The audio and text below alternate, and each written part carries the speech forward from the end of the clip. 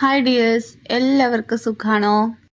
ഇന്ന് നമ്മൾ തയ്യാറാക്കുന്നത് വളരെ എളുപ്പത്തിൽ തയ്യാറാക്കാവുന്ന ഒരു പടവലങ്ങയും വഴുതനങ്ങയും കൊണ്ടുള്ള ഒരു ഒഴിച്ചുകറിയാണ് കേട്ടോ. നല്ല നാടൻ ഒഴിച്ചുകറി.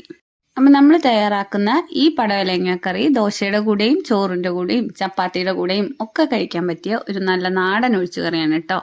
അപ്പം നമ്മളിന്ന് തയ്യാറാക്കുന്ന ഈ പടവലങ്ങ കറിയിൽ ഉപയോഗിക്കുന്ന പടവലങ്ങ നമ്മുടെ കൃഷിത്തോട്ടത്തിൽ ഉണ്ടായതാണ് കേട്ടോ. അച്ഛൻ കൃഷി ചെയ്തതാണ്. അപ്പോൾ പടവലങ്ങ പൊട്ടിക്കാൻ ചെന്നപ്പോൾ 2-3 കയ്പ്പയ്ക്കയും കൂടെ കിട്ടിയിട്ടുണ്ട്. കയ്പ്പയ്ക്ക എന്താണെന്ന് അറിയില്ല, വലുതായില്ല, ഒക്കെ പഴുത്ത് നിൽക്കുന്നുണ്ട്. അപ്പോൾ അതും കൂടെ പൊട്ടിച്ചു. പിന്നെ വഴുതനങ്ങയും നമ്മൾ പൊട്ടിച്ചെടുത്തിട്ടുണ്ട്. അപ്പോൾ വഴുതനങ്ങയും പടവലങ്ങയും ഒക്കെ നന്നായിട്ട് നുറുക്കിയൊക്കെ വെച്ചിട്ടുണ്ട്. അപ്പോൾ ഇന്നത്തെ നമ്മുടെ ഈ കറി ഉണ്ടാക്കുന്നത് എൻ്റെ അമ്മയാണ് കേട്ടോ. അമ്മയുടെ റെസിപ്പിയാണ്. വളരെ നാടൻ രീതിയിലാണ് അമ്മ ഉണ്ടാക്കുന്നത്. അധികം മസാലപ്പൊടികളും അങ്ങനെയൊന്നും ചേർക്കാതെ. പിന്നെ വഴുതനങ്ങയും പടവലങ്ങയും ഒക്കെ നുറുക്കി വെച്ചിട്ടുണ്ട്. അതിൽ കൂടെ 4 തക്കാളിയും കൂടെ ഞാനിത് അവിടെ നുറുക്കി വെച്ചിട്ടുണ്ട്. അപ്പോൾ വീഡിയോ ആരെങ്കിലും സബ്സ്ക്രൈബ് ചെയ്യാതെ കാണുന്നവരാണെങ്കിൽ ഒന്ന് സബ്സ്ക്രൈബ് ചെയ്ത് സപ്പോർട്ട് ചെയ്തേക്കണേ. തൊട്ടടുത്തുള്ള ബെല്ലൈക്കണും കൂടി ഒന്ന് അമർത്താൻ മറക്കണ്ട കേട്ടോ. പിന്നെ ലൈക്കും ഷെയറും കമൻറ്റും ഒന്നും ആരും ചെയ്യാൻ മറന്നു പോരുതേ. അപ്പോൾ നമ്മൾ കഷ്ണങ്ങളൊക്കെ നുറുക്കുന്നതിന് മുമ്പായിട്ട് തന്നെ 1 ഗ്ലാസ് പരിപ്പ് കുക്കറിലോട്ട് ഇട്ട് കൊടുക്കുക. എന്നിട്ടിത് നന്നായിട്ട് വേവിച്ച് നല്ലോണം ഉടച്ചെടുത്ത് വെച്ചിട്ടുണ്ട്. ഇനി നമുക്ക് അടുപ്പിൽ ഒരു ചട്ടി വെച്ച് കൊടുക്കാം. അപ്പം നമ്മൾ മൺചട്ടിയിലാണ് തയ്യാറാക്കുന്നത്. വെളിച്ചെണ്ണ ഒഴിച്ചു കൊടുത്തിട്ടുണ്ട്. ഒരു 2 സ്പൂണോളം വെളിച്ചെണ്ണ ഒഴിച്ചു കൊടുത്തിട്ടുണ്ട്. എന്നിട്ട് നമ്മൾ നുറുക്കി വെച്ചിട്ടുള്ള പടവലങ്ങയും വഴുതനങ്ങയും ഒക്കെ ഇട്ട് കൊടുത്തിട്ട് നന്നായിട്ട് വഴറ്റിയെടുക്കുന്നുണ്ട്. അതിനുശേഷം അതൊന്ന് വഴണ്ടി വന്നപ്പോൾ നമ്മളിതാ നുറുക്കി വെച്ചിട്ടുള്ള തക്കാളിയും കൂടെ ഇട്ട് കൊടുത്ത് നന്നായിട്ട് വഴറ്റിയെടുക്കുന്നുണ്ട്.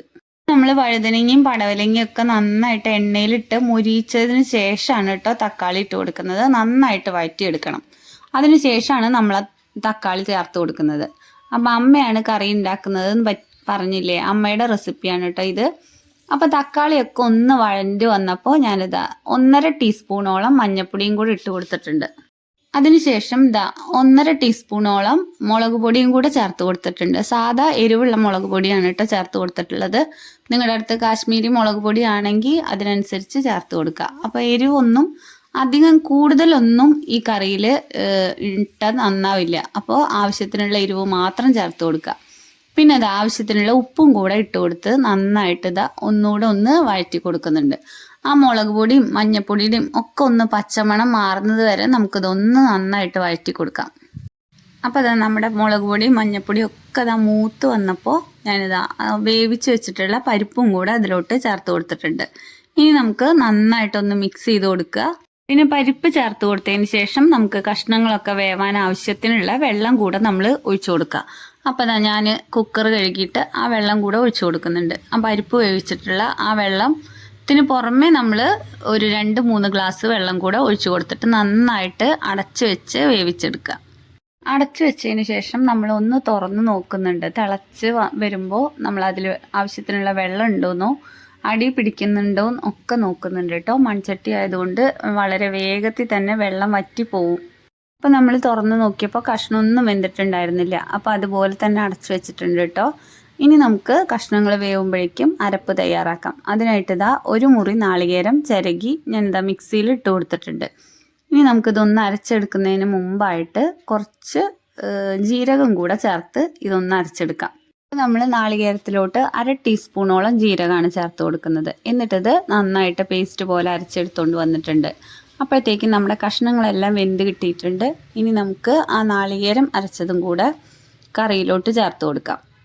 അപ്പോൾ നാളികേരമൊക്കെ നമ്മുടെ കറിയിലോട്ട് ചേർത്ത് കൊടുത്തിട്ടുണ്ട്. എന്നിട്ട് നന്നായിട്ട് ഇളക്കി കൊടുക്കുന്നുണ്ട്. ഇനി നമുക്കിതൊന്ന് തിളച്ച് വരുമ്പോഴത്തേക്കും നമുക്ക് തീ ഓഫ് ചെയ്ത് കൊടുക്കാം. നന്നായിട്ട് തിളച്ച് വന്നിട്ടുണ്ട് കേട്ടോ. 2-3 മിനിറ്റ് നേരം തിളച്ചാൽ മതിയാവും.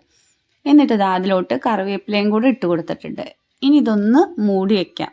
കറിവേപ്പിലയൊക്കെ ഇട്ട് മൂടി വെച്ചിട്ടുണ്ട്. അതിനുശേഷം ഇതിലോട്ട് വറുത്തും കൂടെ ഇടുന്നുണ്ട്. അപ്പോൾ കടുകും വറ്റൽമുളകും കുറച്ച് കറിവേപ്പിലയും കൂടെ ചേർത്തിട്ട് വെളിച്ചെണ്ണയിലാണ് ഞാൻ കറിയിലോട്ട് ചേർത്ത് കൊടുത്തിട്ടുള്ളത്. അപ്പോൾ നമ്മുടെ നാടൻ പടവലങ്ങയും വഴുതനങ്ങയും വെച്ചിട്ടുള്ള ഒഴിച്ചുകറി ഇതവിടെ റെഡിയായി വന്നിട്ടുണ്ട്. നമ്മുടെ ഈ പടവലങ്ങ കറി ചോറിൻ്റെ കൂടെ മാത്രമല്ല കേട്ടോ, പത്തിരിയുടെ കൂടെയും ദോശയുടെ കൂടെയും ഒക്കെ കഴിക്കാൻ പറ്റിയ നല്ലൊരു നാടൻ ഒഴിച്ചുകറിയാണ്. അപ്പോൾ ഇതെല്ലാവരും ഒന്ന് ഉണ്ടാക്കി നോക്കിയിട്ട് അഭിപ്രായം അറിയിക്കണേ. അപ്പോൾ ഇന്നത്തെ ഈ പടവലങ്ങ റെസിപ്പി എല്ലാവർക്കും ഇഷ്ടമായി എന്ന് വിശ്വസിക്കുന്നു. വീണ്ടും അടുത്തൊരു വീഡിയോയിൽ കാണാം. Thank you. വെയിലില്ലാത്തതുകൊണ്ടോ എന്തോ വളം പോരാഞ്ഞിട്ടോ എന്താണെന്നറിയില്ല, പടവലങ്ങയ്ക്കും വലുപ്പമില്ല, കായ്പയ്ക്കും വലുപ്പമില്ല. ഗ്രഹണി പിടിച്ച കുട്ടികളുടെ മാതിരി ആയിട്ടുണ്ട് പടവലങ്ങയും കായ്പയ്ക്കും ഒക്കെ. അപ്പോൾ ഇന്നത്തെ ഈ പടവലങ്ങ റെസിപ്പി എല്ലാവർക്കും ഇഷ്ടമായി എന്ന് വിശ്വസിക്കുന്നു. വീഡിയോ ഇഷ്ടമായ ലൈക്കും ഷെയറും സബ്സ്ക്രൈബും ചെയ്ത് സപ്പോർട്ട് ചെയ്യാൻ മറക്കണ്ട കേട്ടോ. പിന്നെ കമൻറ്റും കൂടെ ചെയ്തേക്കണേ.